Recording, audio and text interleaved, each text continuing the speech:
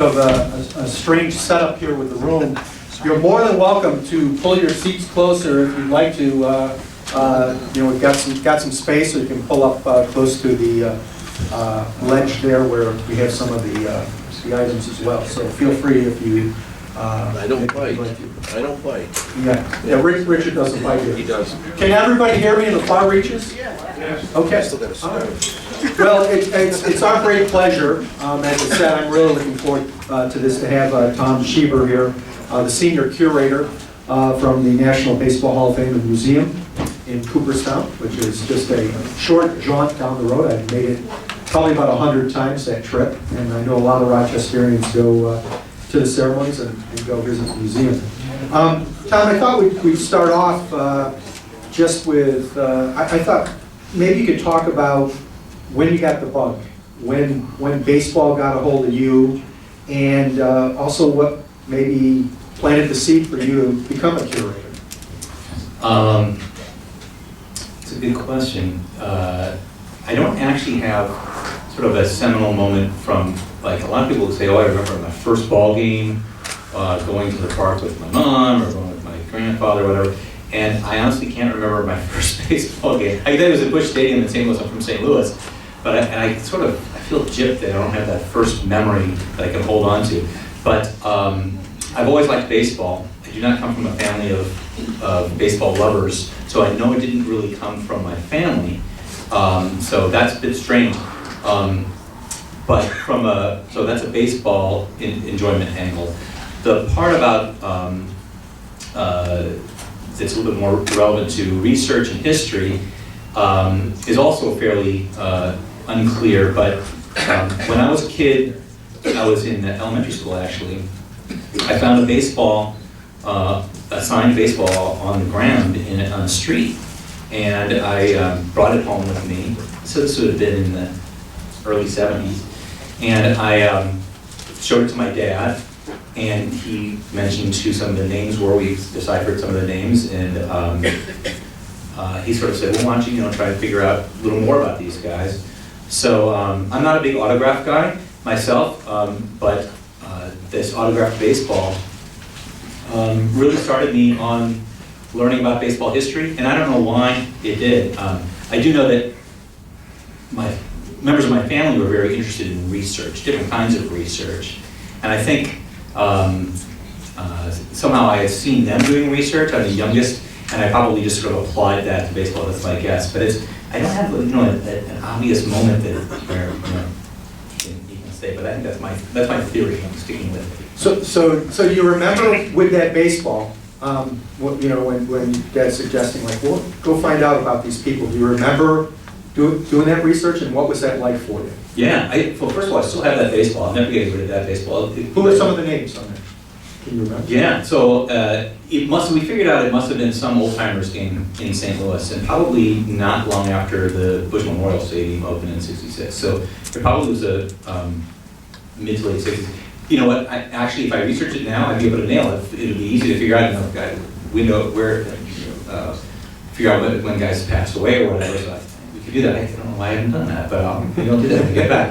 But give you another assignment, right? Like you don't have enough. Yeah. So there's a lot of Cardinals, and I remember Terry Moore is on there, and Frank Frisch is on there, and Musial, of course, is on there. But they also had some ringers. I mean, Joe Dimashi was on that ball.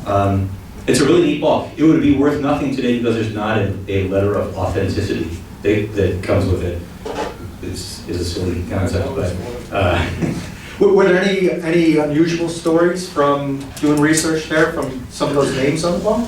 No, but it did introduce me to using, books. Remember books? And I learned how to look things up in a book. There's an old book that the Sporting News, which is based in St. Louis, they used to put a book out called Daguerreotypes. I don't know if you remember this book. Okay, so, and that was sort of, it's a very stat-oriented book, a list of all of these great players and their career statistics. And I got a lot of the guys in that, so now I was introduced to these books of statistics, and so now I learned how to use those. And so this is the way research works, is you find a tool and you go, oh, this is good, this could be something else, or you find a tool that's like, yeah, this is worthless, I won't need to go back to that again. So it started me on the journey.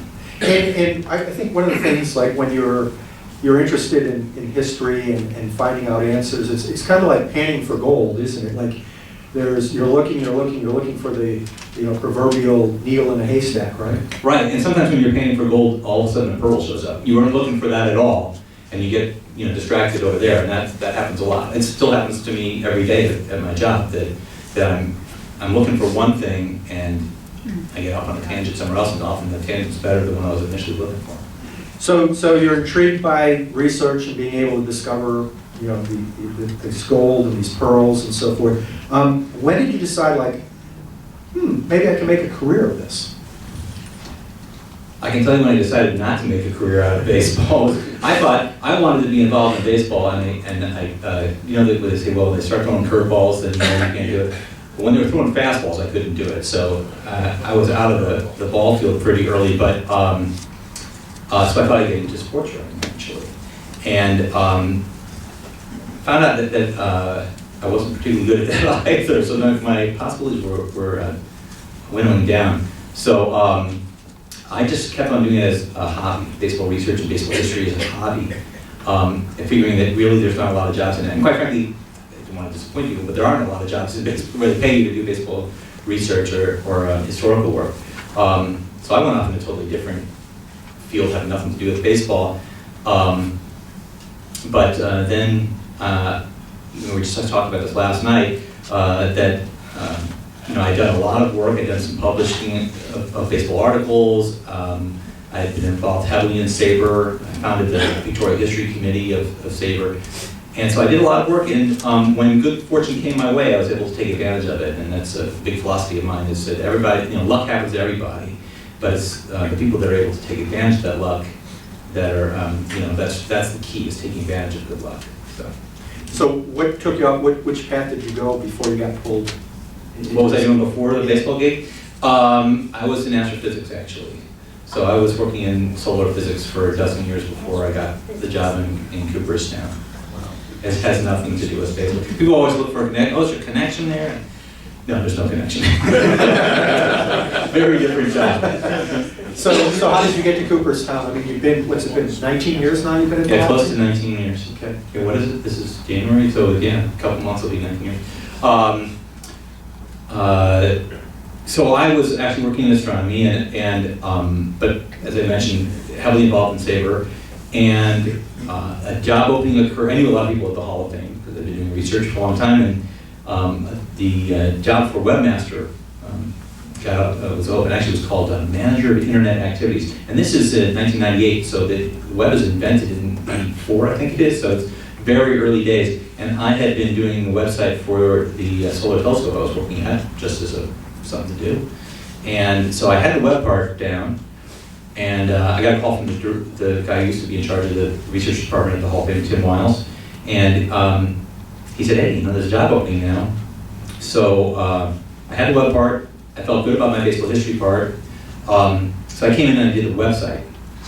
And then from there, I eventually did some online exhibits that I put together, and I caught the eye of the chief curator of the Hall of Fame, who finally said, why don't you come over to the curatorial department? And then I worked my way up, so now I'm senior curator. Let's talk a little bit about how exhibits come to be. We were talking before we came up here about some new exhibits that will be coming up. How does it happen? Who comes up with the idea, and then take us through that process? I like to say it's a team process, but it's really just me. No, it is a team process. So I head up the department. So over every day there's new ideas come in, and I always make sure that if an idea comes my way from whoever or wherever, I try and write it down. So the next time we have a review session to talk about the future of exhibits, we toss these ideas out there. There's lots of great ideas. It's not like, well, there's only 2 things left to do. So, I mean, I constantly get people constantly me and say, what about this? And I go, it's a great idea. It's got to get in line now. So the process is discussing these ideas and figuring out what's going to make sense for our long-range plan. So we usually have a plan for 1 year, 2 year, 5, 10-year plan. And obviously, the further out it goes, it's a little bit less certain. But we earmark, this is the direction we're going to go.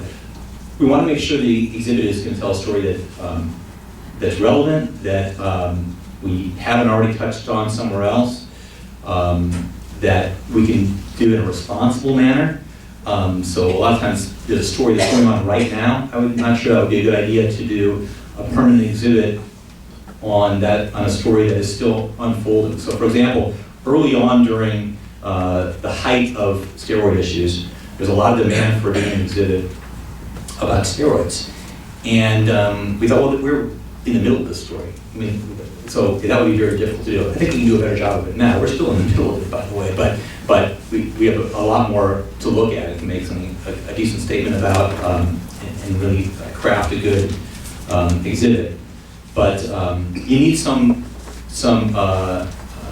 historical perspective. You need to be able to look at it objectively and see some weight to that amount of time that's been passed. Then there's no doubt that a factor is also making sure that we think we can get it funded. Exhibits take a lot of time and they cost a lot of money. And I think a lot of people are surprised at that. So for example, I'll give you an example. I don't know how many people have been to Cooperstown, but there's an exhibit I was lead curator on that we opened, gosh, I want to say 6 years ago, something like that, called One for the Books. It's about baseball records, most of this one, that kind of thing. It was a pretty good sized exhibit. It's a permanent exhibit, which means probably 20 to 25 years, after which, you got to reassess it. That's a long time. That took 2 years from what we call our kickoff meeting. Sorry to get football on you, but we call it a kickoff meeting, the first meeting to start discussing things, to ribbon cutting. It was 2 years. And now exhibits will regularly cost 7 figures. And it's not just a matter of, let's just grab a bunch of artifacts, type up a bunch of labels, and we're done. It's a very involved process, and there's a lot to it. I didn't know that. When I came to this job, I had an astrophysics background, so I was really uninformed. But I learned on the job, and it was really eye-opener. It was neat. Sometimes I think their exhibits can be tied to milestones. I'm thinking of the Babe Ruth exhibit you guys redid. There had been, since as a kid I started going to the Hall of Fame, there was always a Babe Ruth exhibit of some sort, but you decided to redo it. Talk about how that came to fruition. Yeah, and it's funny you should mention milestone on that. I thought, so the Babe Ruth exhibit had been there for a while, certainly since I had been there. And I thought it was sort of a weak link. I thought we could really be redone much better. And we didn't have a lot of time to turn it around. This one was, we needed to work on something quickly, and I suggested, well, let's redo the Babe Ruth exhibit. And I thought, well, and this was, I think I started talking about it in 2012. I thought, well, we can maybe open in 2014, and that'll be the 100th anniversary of him becoming a professional ball player, and then actually becoming a major leaguer same year. So I thought, that'll be a great thing we can hang our hat on. It's the 100th anniversary. And when I talked to our vice president of development, whose job was to go out and raise the money for it, I was really excited to tell him, hey, we could do it for 2014, so you can sort of tell people it's the 100th anniversary. Isn't that cool? And he said, yeah, whatever. If I can't sell Babe Ruth, the 100th anniversary doesn't mean anything. So don't worry about the 100th anniversary. So. But that one, there was delays getting it going, but when we finally got it going, we did that. And it's a really neat, very different exhibit. We did some things very strange there, but I think it worked out great. And talk about that, because you've got you have like uniforms that are like in pristine condition and stuff. Talk about what your idea was. Here's Babe Ruth, everybody knows about Babe Ruth. We've seen the exhibit for years and years and years. How do you make it different? That was the challenge, as far as I was concerned, was not that we should do something different just to be different, but I wanted to make sure that it was going to be literally attractive and was an eye-opener. We have our audience is quite varied. We have people who are extremely knowledgeable, and you have people who are hangers-on that are coming because their spouse is going or their kid is into it, but they're not necessarily into it. So we have a huge audience that we have to think about. And I need to make sure, and we do this with all our exhibits, but especially with Babe Ruth, I need to make sure that I'm catering to people that they know their Babe Ruth stuff, and some people that don't know very much. So that can be a challenge. So what after quite a bit of brainstorming, there's usually, in this case, we had a shorter time frame, but in general, there's months of brainstorming going on before we even think about an artifact, think about a label.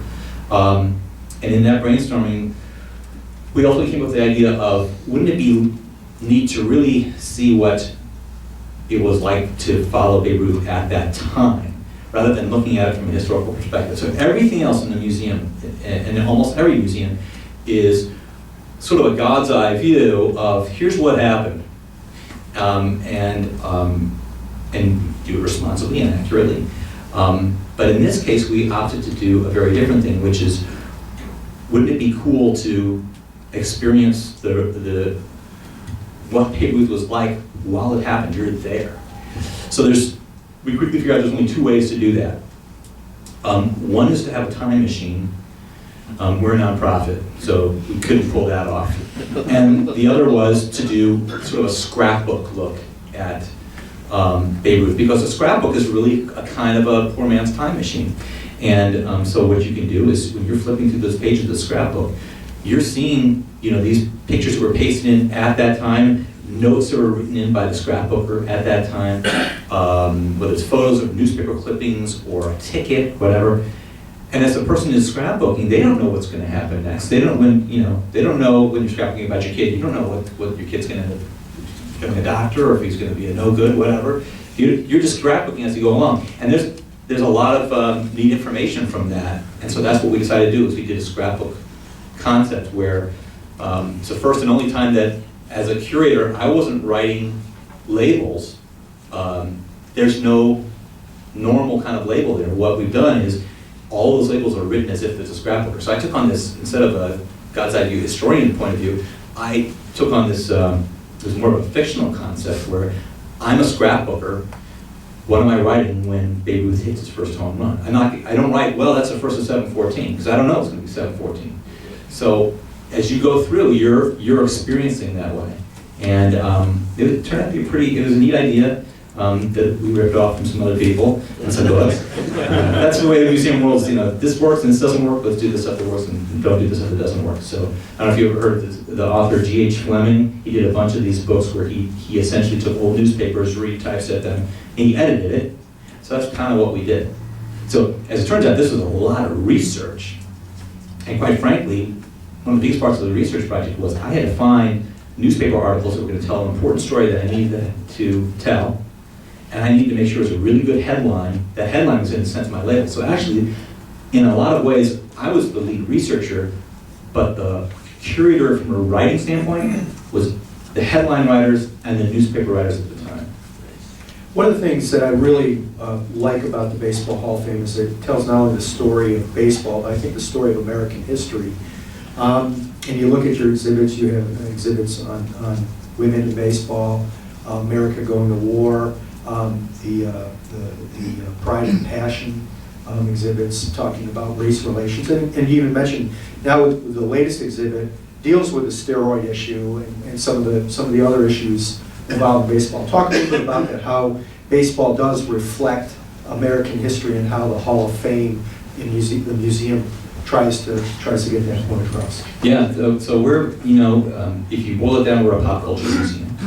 Obviously with a specific towards baseball, but pop culture only works when you examine it through the eyes of your culture. And so we do that. We didn't always do that. The organization, the museum opens in the 30s, and it wasn't doing that kind of analysis and interpretive exhibits. There's a lot of displays. But an interpretive exhibit has a storyline that flows through it. And I think the big turning point, quite frankly, was we did an exhibit called Baseball as America, which is a traveling exhibit. I don't know how many people may have seen it, but it went to 15 different cities around the country to major museums. And we started working on that in, I want to say, 99 or 2000. It was a 6-person team. I was a member of that team that put it together. Well, the entire institution put it together, but that was the curatorial team. And the idea there was to look at baseball in America and how they inform one another. And And that was so rich, we realized that we could really do that with not just a traveling exhibit. And so we started to do that more and more with our other exhibits in the museum. So that was the real turning point, was that traveling exhibit really helped inform us as to what direction we wanted to go with our museum in general. Do you have any way to gauge, like, what's your most popular exhibits? I mean, I would assume obviously going into the hall itself and seeing the plaques is huge, but what about some of those? Is there any way to gauge that? Right now, we don't actually have a way to do that other than a brute force way, which is to have someone going up in the area and kind of using a ticker, and this is why God invented the interns. So we do try and do that. Actually, in our museum docent staff that are on the floor all the time. I wish I could be on the floor more, but I just don't have the time to do it, but I try and get as much as I can. Because it's very informative seeing what people are interacting with and what they're not interacting with. But honestly, the one for the books exhibit on the third floor is very popular. The exhibit about women in baseball is very popular, and that's it's a neat story because it started before the movie A League of Their Own, and it started as a tiny single case, not even a big case.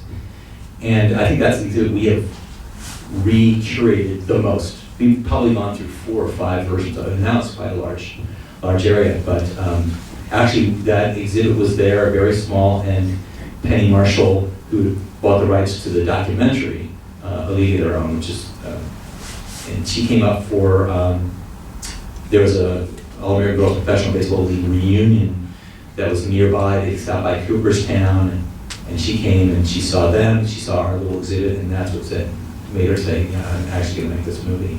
So, and so it fit, and then that got successful, and that informed us to make a larger exhibit, so it kind of snowballed. And then at the end of the movie, if I'm not mistaken, you have a mix of the actors and then original women who played in the All-American Professional Girls League going through Cooperstown, right? Yeah, right. That was, but that was before we had really expanded the exhibit. And they changed, they Hollywoodized the Hall of Fame. How dare they? And though it's going to work better on film, whatever. So, but yeah, so they made their own little version of the Hall of Fame. So. Let's talk about the most important part of your exhibits usually are artifacts. And you have hundreds of thousands if we include the photographs and so forth, and cards and in the museum.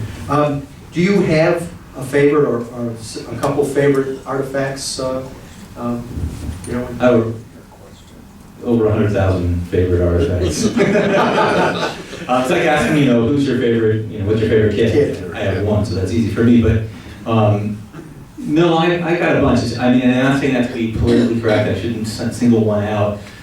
It's just really hard to come up with one. But there are a number that are great. I'm happy to talk about. But real quickly, I want to mention that you hit the nail on the head. The artifact is core to the museum concept. I think the main thing to think about with a museum is the reason we have a museum is, or that we have museums at all, is to tell a story through one or more artifacts that were there then, that did whatever cool thing, whether it's Abe Lincoln's hat or Babe Ruth's bat or whatever. That's a core concept if you have to boil down the museum experience. Telling the story through one or more objects. If you're telling a story just through photos, that's a good photo book. Or if you're telling a story just through text, that's a novel or a book, whatever. And if it's just through moving images, that's a movie. So all of these things are storytelling, and that's my job, when you boil it right down to it, is storytelling. But through an object, because you gotta have that, wow, I can't believe I'm in front, there's plex in the way, but I can't believe I'm in front of this object. And you miss that, and then you might as well go, there's a lot of other good ways to impart stories that will be better if you don't have the object there. Because the object's, I feel like museum exhibits is a very powerful storytelling tool. But I do have lots of favorite objects. So often it's like the one I'm currently researching. But if you give me a little bit more of an angle to go, I can try and grab one. Well, what's a recent one that you're researching maybe that is kind of Well, I'm working on this exhibit, we were just talking about it, I'm working on an exhibit that is, that I really need to get done here. So if we can cut this short, that'd be great. But they are really down my neck. I'm doing I'm sort of guest curating an exhibit at, of all places, the Abraham Lincoln Presidential Library Museum in Springfield, Illinois, which has as much to do with baseball as astrophysics does, but they want to do an exhibit about the Cardinals and Cubs rivalry, and that'll be opening in late March. And so there's a number of artifacts there that are Cubs and Cards related. There's a great, one of my favorites is we have a Stan Musial glove from, I want to say it's 42, I can't remember right now, but it's very early in his career. And on the glove is stamped his name, Musial, not signed, which is what you usually see when someone's endorsing a product, but it's stamped, so it's his glove. And it spells Musial, M-U-S-C-I-A-L, like a misspelling of musical. Yeah. And which always kind of bugged me, but it's an unusual, it's an unusual name at the time. Now everybody knows that name, but and they just got it wrong, and he didn't care. He's just he's just using the glove. But I wanted to make sure this is really what I think it is. So as it turns out, you can do some really great glove research and nail down, because the evolution of gloves have changed a lot, and they change on a very regular basis. So you get new fangled inventions, and so you take a look at the glove and you see how it's sewn together, or you can see a special technique they did with a thumb, and that was only invented at a certain point. You can really whittle down gloves to just a couple years, and the year was just great. So yeah, that's kind of a fun artifact. What about significant artifacts, like historically significant, maybe even go beyond baseball, whatever? Actually a lot of them do, and actually one of my favorite parts of the job is to see what this object is beyond why we may have initially collected it. I'll give you an example, and I think you were hinting at this earlier in the Babe Ruth exhibit. We have a fantastic jersey worn by Babe Ruth from 1927 and 1928, but the bigger story is 1927. And I'll try to make this rather quick, but Babe Ruth was obviously a very big deal. One of the things the thing I learned the most about doing the Ruth exhibit was how absolutely huge he was from a popular culture standpoint. After doing it, I really think that the only thing that comes close in terms of popularity and craze is the Beatles. And that's 4 guys dealing with it, and this is 1 guy. There was many newspapers throughout the 20s, during his heyday, that had reporters just devoted to Ruth, and that's 365 days a year, not a 180-day season. The entire year round, all they did was report on Ruth. That was very common. But anyway, in 1927, after the season was over, Ruth went on a barnstorming tour with Lou Gehrig. And they had special uniforms made, and this is in the days when the rule was that you could not barnstorm, if you were in the World Series, win or lose, you couldn't barnstorm after October 31st. And actually for a while there was a rule that said if you were in the World Series, you couldn't barnstorm at all. And that's why Babe Ruth was suspended actually at early in his career, because he did, and the commissioner suspended him for a month and a half. But they changed the rule, partially because of that, and so you pack in as many games as you can until October 31st inclusive. And so they beat the Pirates in the World Series in 4 games, which is great. That meant they had more time to barnstorm, because you make a lot of money barnstorming. They made way more money per game barnstorming than they did playing Major League Baseball. And the genius was the guy who was his agent, the very first sports agent, a guy named Christy Walsh, and later became Gehrig's agent. He came with a neat concept. Now normally when you're barnstorming, there's 2 main ways to barnstorm. You take a team and you zip around the country and you play other teams, and then those other teams don't get cut. Usually they're just happy to play against major leaguers. That's kind of cool. So all of the players on a major league team, split up the money. Well, that's a lot of guys. Sometimes you even have 2 teams playing each other around the country. That's a lot of guys.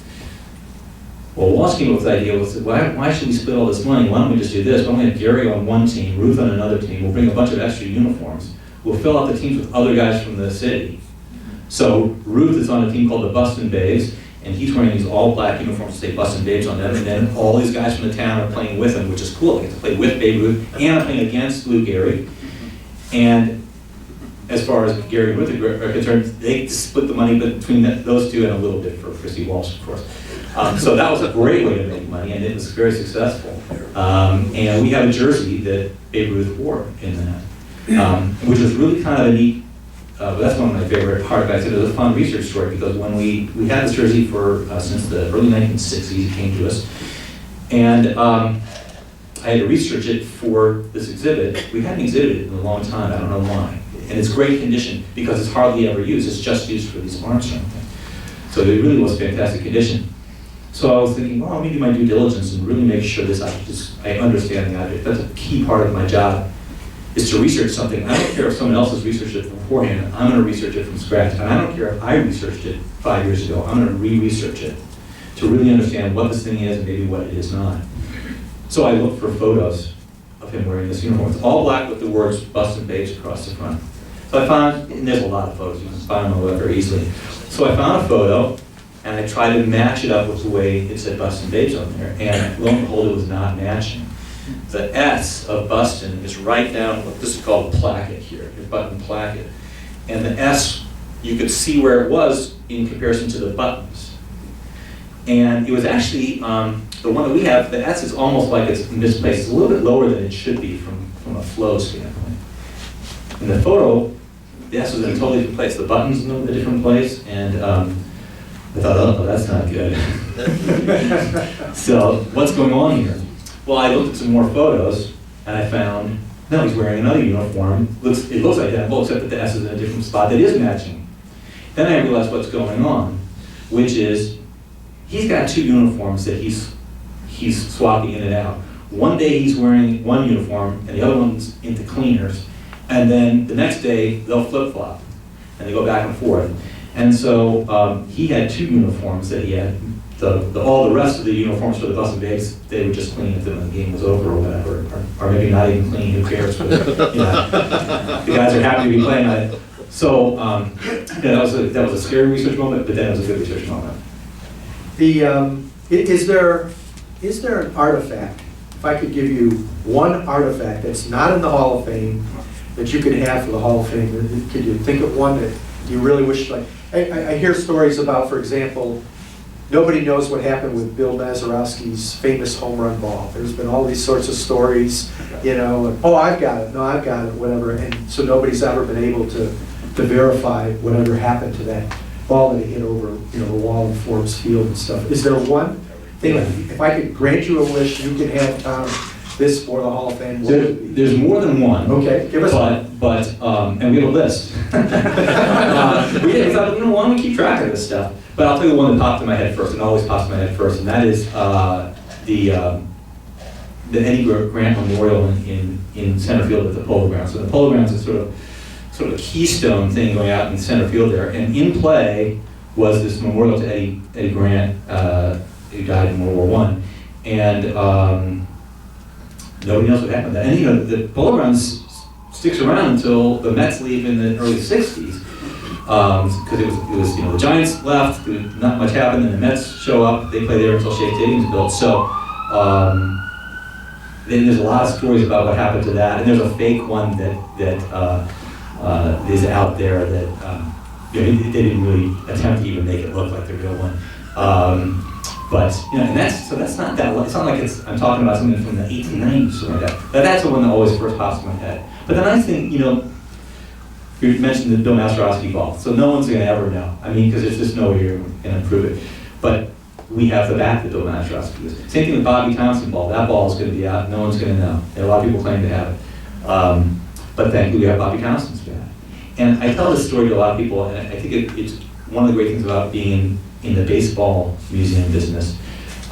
What's nice about baseball, and from a museum standpoint, about the storytelling through an artifact, is that there's often for an important event, let's say Derek Jeter's 3,000th day. That's a big event. Well, there's a lot of different artifacts that can tell that story. So we can sort of spread the wealth here. You know, maybe Derek Jeter wants to keep the bat, and maybe the Yankees want that jersey, and maybe he'll donate his batting gloves, which he did to the Hall of Fame, and maybe something goes to the family. There's a lot of different things because there's a lot of stuff involved with that moment. And I always say to people, that's what's great about baseball. If I was working at the Sumo Wrestling Hall of Fame, there's only one thing to collect. And I'm not sure I want to collect it. So, baseball it's a great thing. You can all sort of spread the wealth. Someone wanted to know if there's the holy grail, the most desired, well, we went over that, not in the collection. Are there other things you'd like? You mentioned you got a list of, you mentioned polo grounds. Yeah, you know, I mean, another thing, there's a number of baseball cards. We actually have 2 of the Hannes Wagner T206 cards, which is wonderful. We're very fortunate to have that, and that's obviously it's something that's in a lot of demand. People like to see that. But you know, there's other rare cards. It's an Eddie Plant card from that set is very rare. Not talked about as much, but we don't have that. But you know, you talk about pop culture and connecting to American culture. You know, it's another great thing about baseball is we always like to say we can connect baseball to anything, and so we talk about that with the Hannes Wagner card. So the Hannes Wagner card is not the rarest baseball card. So you can teach kids about economics. It's supply and demand, right? So the demand is high and the supply is low, but it's not like there's only one. There's a lot of cards, but there's only one known card out there. But if you don't have the demand for it, then you don't get that high price. You know, it's a lesson in economics using a baseball card. So that's really kind of a neat thing about it. And same thing like with the 52 mantle tops. We know about the number of the cards that were dumped, but still, there's a bunch of. Yeah, so we've got that, but for example, that Eddie Plant card, or there's a Nap Lashway card from the 1933 Gowdy set, which is that was a lot of shenanigans going on there, where they purposely didn't put it in the set, so that you would get the full set. You keep on buying more cards, and then you find out, yeah, it's actually an impossibility to get it, and they got caught. So that they had to, for anyone that wrote in, they would send them a Lashway card. Well, like 10 people bothered to write in. And so they only printed a few cards. That would be great. We go over some of the questions here that were submitted. Does the Hall of Fame require a donation or accept items on loan? So we do not pay for artifacts. That's been a mantra since we opened our doors, and I don't know why the founding fathers of the Hall of Fame made that decision, because that's not a common thing at all. Most museums have an acquisitions budget, and they struggle with that.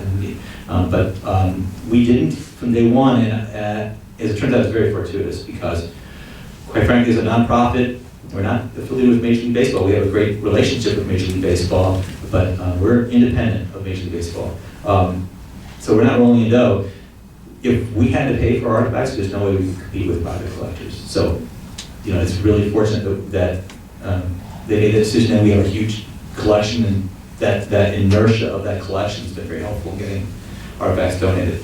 We do take loans on very rare occasions. Once again, we have just really luckily we have a great collection, so there's not a lot of times when we need to do a story and we go, oh my gosh, how are we going to tell this story, because we don't have a weight of artifacts, or we don't have some obvious artifacts we must have to tell the story. It really rarely happens. In those very rare circumstances, we'll seek out a loan, but otherwise, come to the museum. Well, come to the museum in general, that's a good thing to do. But come to the museum, and if there's a loan, it's going to say on the label, loaned by, and it's going to give a nod to the very nice person that loaned it to us. Go to the museum and look for how many loan bucks. You'll find a handful. I mean, you can count them on 3 fingers. I mean, it's not very many. Was the Kurt Schilling bloody sock, was that loan? That was a loan. Okay. Which was returned to Kurt so that he could auction out. Another question here, does the Hall of Fame ever decommission artifacts? And if yes, what is the process? We don't. So we actually have a deaccessioning policy for our library, but we're not really using it. And so no, we don't. And that's also a rarity. A lot of museums will have a deaccessioning policy. A big reason to do that is it's a way to help fund their acquisitions budget. So they may deaccession an item and then sell that item, and that item can then that money can be used for another purpose. A lot of people get upset about that, but in a lot of ways it's a good way to improve your museum. What if you have duplicates of something, or you have an opportunity and you sometimes have to make a difficult decision? But that's not something that we do. And for that reason, when an object is offered to us, we are very, very cautious, because even though it's a donation, that doesn't mean we're not paying for it. We're just not paying the very nice person who's donating it. But we're paying salaries, we're paying the electric company to make sure that the room that it's being stored in is at the temperature and a humidity that's constant and correct. We're paying for the storage of these items in boxes so they can be preserved not for 5 or 10 years, but for as many generations as you possibly can. So in a sense, every time we accept a donation, we're stating we are willing to invest money in this object. Well, if that object is not helping us fulfill our mission, it might be a cool object, and a lot of times people are surprised that we'll say thank you, no thank you. We're always polite about this. We'll say no thanks, and they'll say, well, this object, if it went on eBay, it would be over $10,000. Whatever. It's like, well, that's great, and have at it. But the value we place on an object, and it's going to sound corny, but it's like God's honest truth. The value we place on an object is not a monetary value. It's a storytelling value, it's a research value, is it filling a major hole in a collection, and that's where we're focused. So we've turned away a lot of, you see a lot of autographed items. You really can't tell a great story through an autographed item unless the story is about collecting autographs. That's a great way to do it. But if it's an autographed picture of Willie Mays, I'd rather show the bat that Willie Mays used to hit 4 home runs in one game. That's going to be a better way to convey the Mays story than a signed photo of him. Are there polarizing or controversial artifacts in the Hall of Fame? And if so, tell us some of them. Yeah, there are. And probably one of the best known ones now is the Barry Bonds asterisk ball. So when Barry Bonds broke Hank Aaron's record for most home runs in a career with his 756th home run, that ball, the guy who caught it quickly turned it around, and it was eventually auctioned off, and a guy named Mark Echo, who's a fashion designer, bought the ball, and he did a little internet contest. You could vote, and the choices were, let's see if I can remember this, donate it to the Hall of Fame, put it on a rocket and shoot it in space, or brand it with an asterisk, and then donate it to the Hall of Fame. So we had a 2 out of 3 chance. And he left it up for an internet vote. And I don't remember how many people voted, it was a lot. It had some legs, the story had some legs there for a while. And the winning vote was brand it and donate to the Hall of Fame. Now what was interesting was, at no point, that's not how artifacts come our way. It's not like, well, I'm just going to give it to the Hall of Fame. The Hall of Fame has to accept it. That was not a part of the thought process. But we did accept it. But here's this object that has been defaced. And we really prefer to have objects come to us in the condition that they were when they did the cool thing they did. And for that reason, actually, we really prefer that players don't sign things for us. That's just a distraction from the story that we're trying to tell. I'll tell you, if you remind me, I'll tell you an interesting story about that. But so that's probably one of the most controversial objects because, he's defaced it, he's trying to make a statement. As it turns out, it's actually kind of subtle. I thought it was going to be really quite noticeable, but from a distance of like 10 feet, you can't even really see the asterisk very well, so I'm not sure he kind of succeeded there. But because it wasn't really branded, he actually just sort of cut off the white portion of the horse side there and took that off. I think he thought it was going to be darker underneath it. And yet, doesn't that tell the I think it does. It tells the story even more, right? Because Oh, it yeah. was very controversial. Absolutely. Okay. I know a lot of people were like, well, should we accept this? What are we going to do? And I'm thinking, like, this is a fantastic educational opportunity. Because, I thought it would be a great opportunity to talk about it without the branding. But if it's on there, that's not an issue, no problem. And we'll talk about it. And actually, if you come to the museum, it's in where is it now? It's in our news exhibit, Whole New Ballgame, which is about baseball over the last 50 years or so. And it's a huge spot at the time, but we did an exhibit about it. And it's there, and the label specifically talks about the controversy and the idea of letting people decide what happens to it. secretly I guess that's not so secret if we're going by Facebook, but I was semi-rooting for it to go into space, but I thought that would be kind of an interesting thing. Not sure how it was going to work, but having my astronomy background, I thought, well, that'd be interesting. Floating up there, yeah. satellite. I was rooting for it to just come undefaced, but anyway, it was going to be interesting. What is the greatest challenge for the Hall of Fame? For the Hall of Fame in general, or for me at the Hall of Fame? Well, we didn't. For the Hall of Fame in general? Hall of Fame. I think a big challenge is constantly, and we deal with it all the time, constantly making sure that what we're doing is making sense, it's relevant, it's entertaining and educational, and reassessing that all the time and not getting into a rut. So it's easy to fall into ruts in any walk of life or any job. And to remain being creative, but always thinking, putting ourselves in the shoes of the visitor. Are we making this make sense, be entertaining, interesting, educational for our visitors? I mean, I always default to, wait a second, step back and step in these other shoes. Is this right? Is it working? And it's not easy to do, and it is easy to fall into a rut of, well, this is the way we do things. It's like, no, why do we have to do things this way? Let's figure out what's right. Just a follow-up on that, how difficult is it with young people now? I love these I love kids these days. Yeah. Well, no, you know what I mean. Yeah. How do you get young kids to be interested in museums? I mean, all museums are struggling with this. Are you thinking to be more interactive? Do you have to be more interactive? We are pretty interactive, and we continue to think about that. And that's, by the way, where a lot of dollar signs add up, is the interactivity. But I think the interactivity is interesting, but I don't really hang my hat on that very much. And actually, one of my jobs, when I left the web job at the Hall of Fame and moved over, my job was to be what's called Curator of New Media. So actually, I was a curator, and I did sort of everything along with the rest of the team, but I was a little more focused on new media, meaning in general, computer interactives.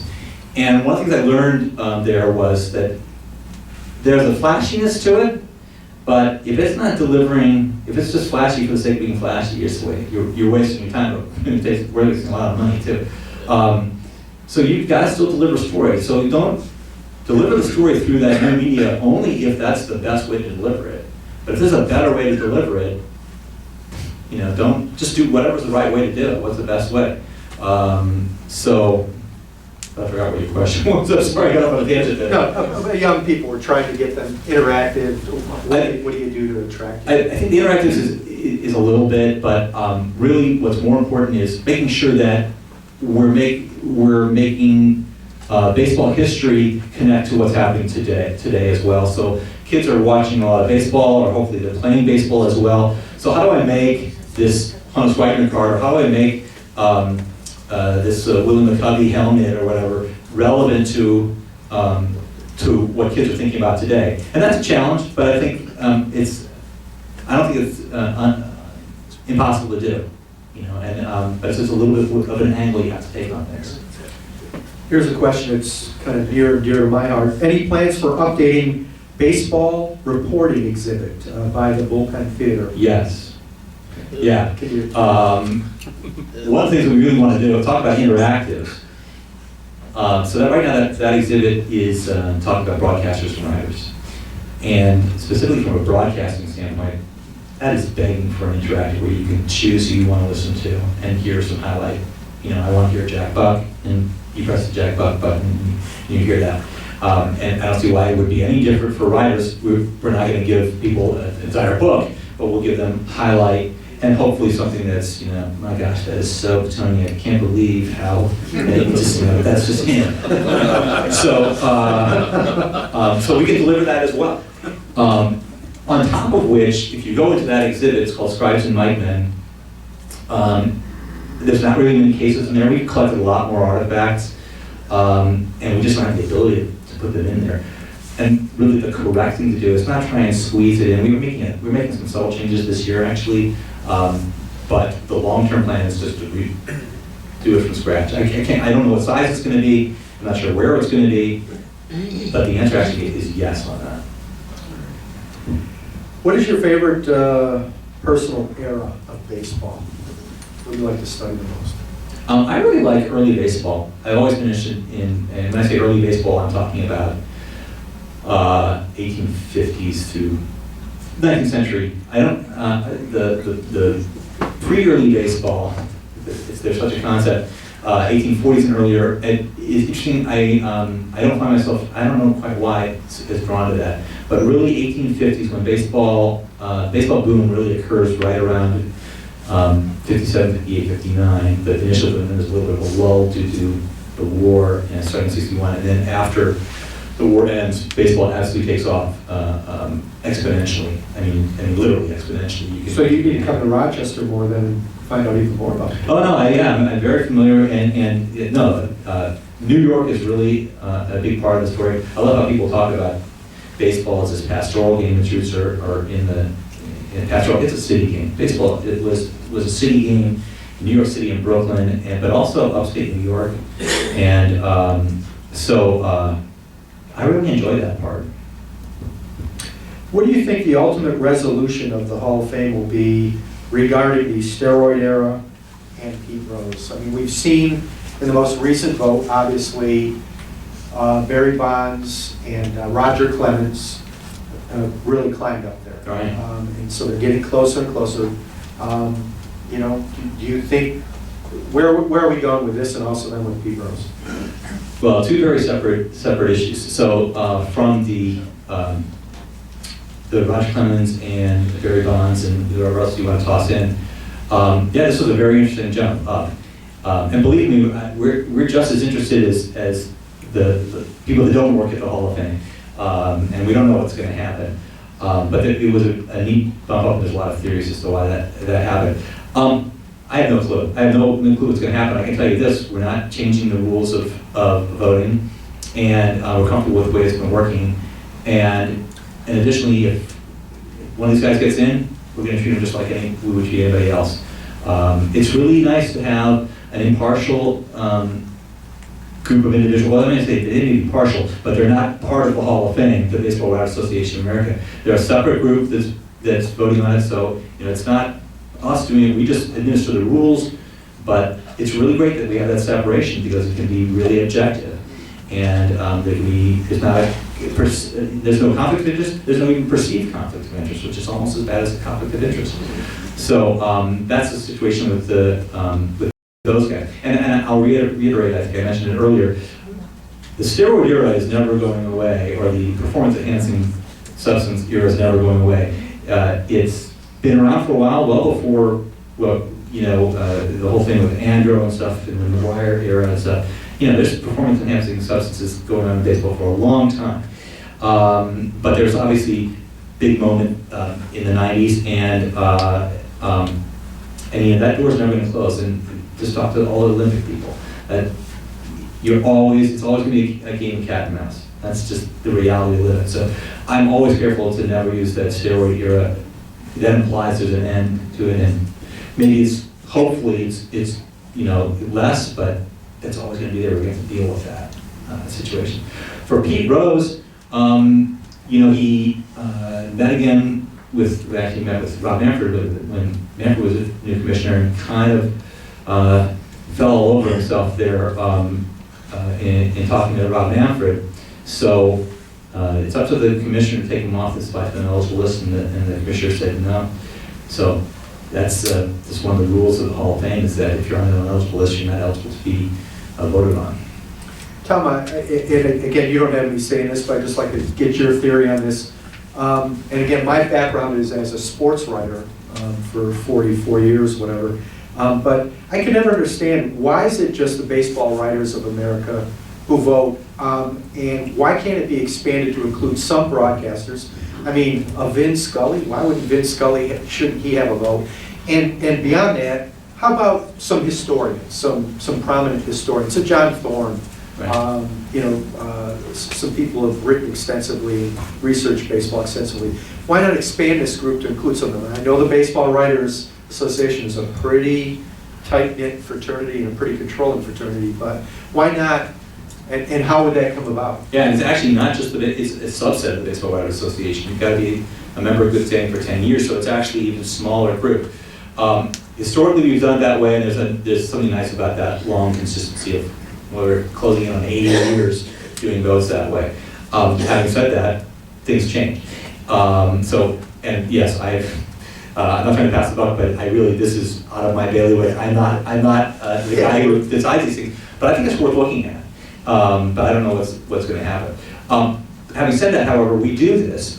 We do this with the various veterans committees, where we have historians on there, we have other Hall of Famers on there. These are guys who played against individuals. We have executives. We really try to come up with a very informed, open-minded, and diverse group, taking a look at the individuals through the various incarnations now of the Veterans Committee. So we actually do that, and I'm glad we did. We have a question here about asking about the challenges of presenting baseball's origins. The Doubleday myth connection, Cartwright's plaque as the father of baseball. How do you reconcile all that? Well, so not only do we not have a de-accessioning policy, but we don't have a de-enshrining policy. So when you're in, you're in. And we do the best we can, and that's why it's not easy to get in, whether it's through the baseball writers' ballot, which is a 75% threshold amongst voters, and now they're closing in on 450 votes, or the Veterans Committee. It takes a lot of work. All these members, whether it's the writers or these special panels, take this stuff impressively seriously. I mean, it's really been very successful that way. And you do the best you can at the time. And a lot of those plaques do have mistakes on them.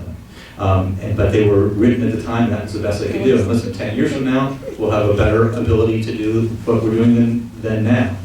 So, there's a lot of mistakes on the Cartwright plaque. And that's, unfortunate. But at the time, that's what they thought was accurate. Once you start taking people out, then you've got a house of cards that starts really falling apart. And I think it's a disservice to telling the stories of these guys. And in a way, like we talk about, like a Cap Anson who was about racist and so forth.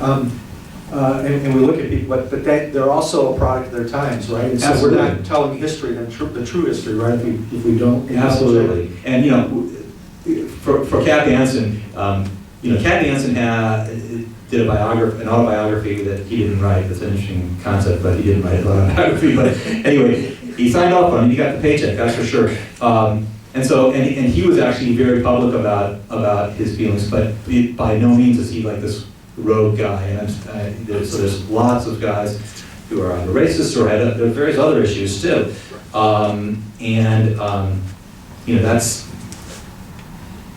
That was not what was being voted on at that time. And I'm not sure what some of the guys think now. I mean, I'm not sure. But potentially, so Kurt Schilling is on the ballot there, and is he being hurt by statements he's making? I don't know, but I wouldn't be surprised if that's a factor. And maybe that wasn't taken into consideration when the Veterans Committee way back when was looking at Cap Anson. Tom, I've got a card here. There's a couple of questions here being asked. Who said it's an old Goldie? Who said it's a can of corn? And are all the Reed College grads communists? I don't know who, but you... I went to Reed College. Somebody was researching me, which is a twist. No, so the It's answer... anonymous. Yeah, not all Reed College graduates are communists. I can quickly mention that one. What were the other guys? Who said it's an old Goldie? And who said it's a can of corn? Actually, I'm not familiar with the old Goldie. I'm sorry, I'm not familiar with that. Can of corn is a long, a phrase that's been in baseball history for a long time, and I'm sure lots of people have said that, but you just said that. That's right. Red Barber Red Barber? and Connie Desmond. Connie Desmond. They were co-announcers for the Dodgers. Yeah. For the I think the can of corn thing predates Red Barber. Yeah. Well, He would say it a lot, but that phrase has been around in baseball for a long time. It was a big high fly ball. Yeah. Well, Tom, we really, really appreciate it. This has been fantastic. And, it's really an honor for us to have you here. Oh, thank you very much. I enjoyed it very much. And we'd like you to come back. We always invite people, come back when there's a game. There's a great, great place to watch. I look forward to it. So, thanks very much. Okay.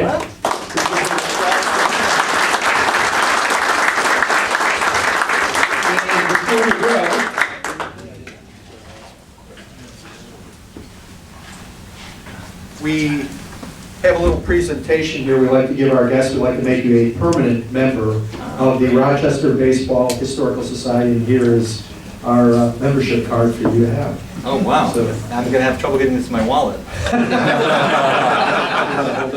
Is it great? Okay, guys, right over here, 1, 2, and 3. You know how to use that? Any film in that camera? And we also would like to present you with one of our shirts here. Joe, you want to bring one over here? And a little background, each year we do some research and we come out with a different t-shirt to reflect a piece of Rochester baseball history. Tony Brancato, one of our members here, a longtime 19th century baseball player. Where's Tony? You can stand, there's Tony right there. He designed this one. He plays for the Live Oak. And obviously there's the Live Oak connection in the 19th century exhibit at the Baseball Hall of Fame with the Live Oak polka. Yep. And we have, in fact, just grab this over here.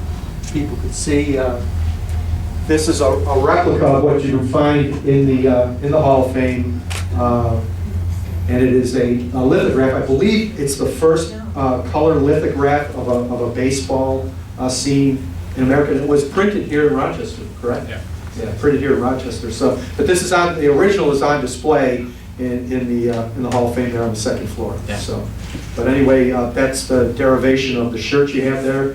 Tony researched it extremely carefully, and he plays for the Live Oak, which is one of our teams down at the Genesee Country Club. Thank you very much. So thanks again, Tom. We really appreciate it.